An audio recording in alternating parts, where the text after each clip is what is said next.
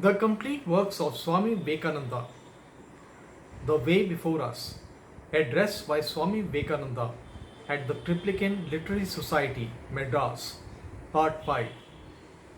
You hear claims made by every religion as being the universal religion of the world.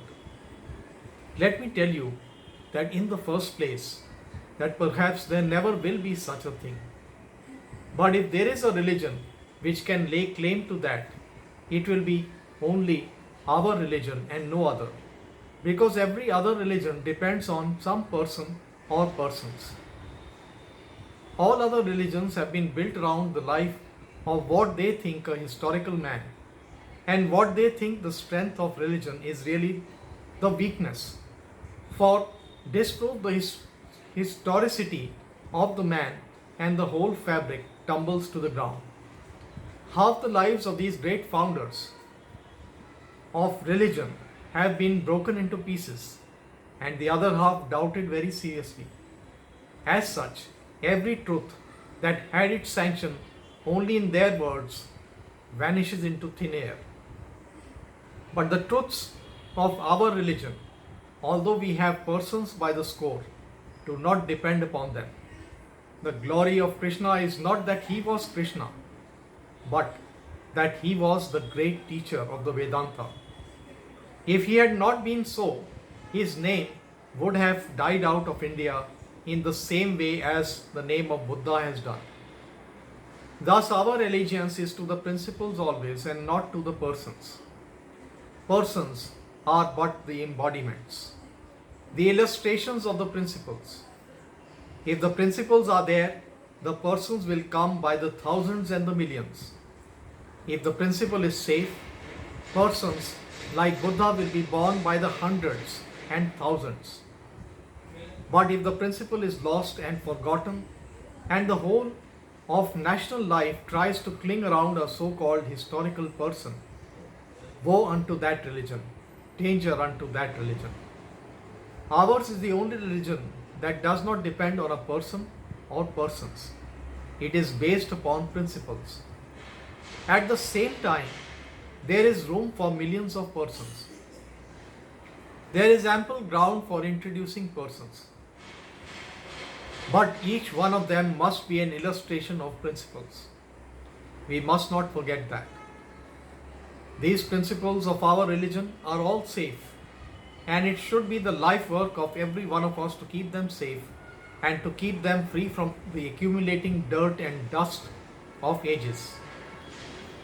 It is strange that in spite of the degradation that seized upon the race again and again, these principles of the Vedanta were never tarnished. No one, however wicked, ever dared to throw dirt upon them. Our scriptures are the best preserved scriptures in the world compared to other books. There have been no interpolations, no text tutoring, no destroying of the essence of thought in them. It is there just as it was first, directing the human mind toward the ideal, the goal. You find that these texts have been commented upon by different commentators, preached by great teachers, and sects founded upon them. And you find that in these books of the Vedas, there are various apparently contradictory ideas. There are certain texts which are entirely dualistic, others are entirely monoistic. The dualistic commentator, knowing no better, wishes to knock the monoistic texts on the head. Preachers and priests went on to explain them in the dualistic meaning. The monoistic commentator serves the dualistic text in a similar fashion. Now, this is not the fault of the Vedas. It is foolish to attempt to prove the whole of the Vedas is dualistic. It is equally foolish to attempt to prove that the whole of the Vedas is non-dualistic. They are dualistic and non-dualistic both. We understand them today in the light of newer ideas. These are but different conceptions leading to the final conclusion that both dualistic and monoistic conceptions are necessary for the evolution of the mind, and therefore the Vedas preach them. In mercy to the human race, the Vedas show the various steps to the higher goal. Not that they are contradictory, vain words used by the Vedas to delude children. They are necessary not only for children, but for many a grown-up man. So long as we have a body, and so long as we are deluded by the idea of our identity with the body, so long as we have five senses and see the external world, we must have a personal God.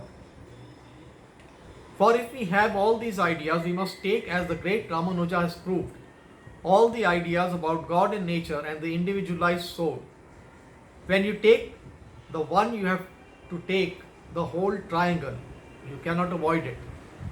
Therefore, as long as you see the external world, to avoid a personal God and a personal soul is errant lunacy. But there may be times in the lives of the sages when the human mind transcends, as it were, its own limitations. Man goes even beyond nature to the realm of which the Shruti declares, whence words fall back with the minds without reaching it. There the eyes of the religion must always remember that in all the other scriptures, inspiration is quoted as their authority. But this inspiration is limited to very few persons. And through them the truth comes to the masses, and we have all to obey them. Truth came to Jesus of Nazareth, and we must all obey him. But the truth came to the rishis of India, the mantra drashtas, the seers of thought, and will come to all the rishis in the future, not to the talkers, not to the book swallowers, not to scholars, not to philologists, but to seers of thought. The self is not to be reached by too much talking, not even by the highest intellects, not even by the study of the scriptures. The scriptures themselves say so. Do you find in any other scripture such a bold assertion as that not even by the study of the Vedas will you reach the Atman? You must open your heart. Religion is not going to church, or putting your marks on the forehead, or dressing in a peculiar fashion. You may paint yourself in all the colors of the rainbow, but if the heart has not been opened, if you have not realized God, it is all in vain. If one has the color of the heart, he does not want any external color. That is the true religious realization. We must not forget that colors and all these things are good so far as they help. So far they are all welcome. But they are apt to degenerate, and instead of helping, they retard. And a man identifies with religion with externalities. Going to the temple becomes tantamount to spiritual life. Giving something to a priest becomes tantamount to religious life. These are dangerous and pernicious and should be at once checked. Our scriptures declare again and again that even the knowledge of the external senses is not religion. That is religion which makes us realize the unchangeable one, and that is the religion for everyone. He who realizes transcendental truth, he who realizes the Atman in his own nature, he who comes face to face with God, sees God alone in everything, has become a rishi. And there is no religious life for you until you have become a rishi. Then alone religion begins for you. Now is only the perception, the preparation. Then religion dawns upon you. Now you are only undergoing intellectual gymnastics and physical tortures.